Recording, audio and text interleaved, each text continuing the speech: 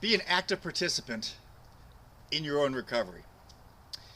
Recently I was going through my Facebook posts from when I was going through the treatment because I wanted to come up with some good topics to use. And I was specifically going to try to address some issues that I dealt with during weeks 1 and 2 of my chemo and radiation. Because there's a couple guys in CSN, Cancer Survivor Network, right now going through right now in their first and second week of treatment.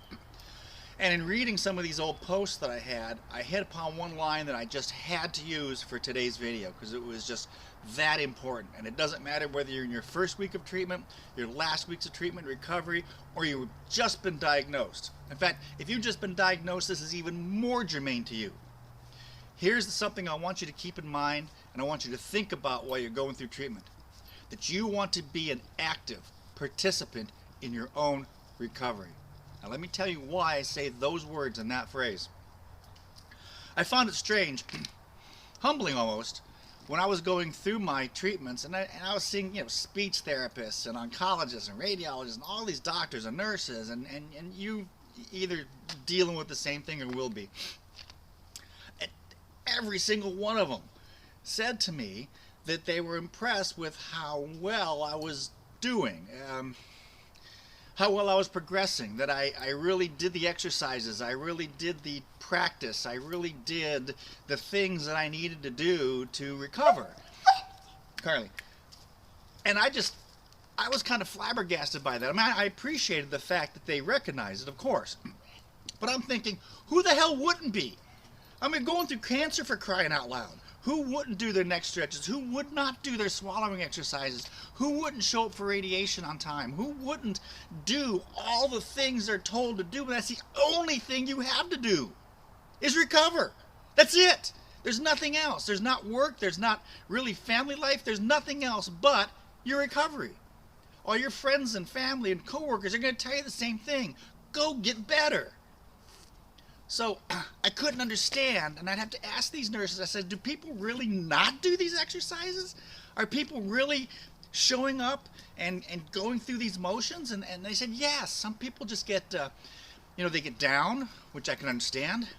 They get the why me idea and attitude, which I understand. I mean, I don't fault anybody for how they view their situation or who they fault or how they fault it. I mean, I thoroughly understand that. There's no moral judgment, no judgment from me.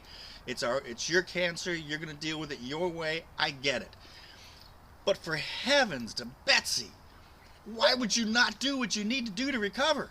I mean, who wants this crap to last any longer?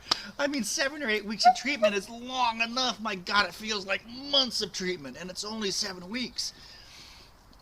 Why would anybody allow it to fester and last any longer? Don't you want to taste again? Don't you want to eat again? Don't you want to enjoy the fun of life again? So, and I'm not talking to you specifically if you're one of these cancer patients. I'm just kind of talking generically. I'm thinking to myself, why are these nurses and doctors so excited with me because I'm recovering well?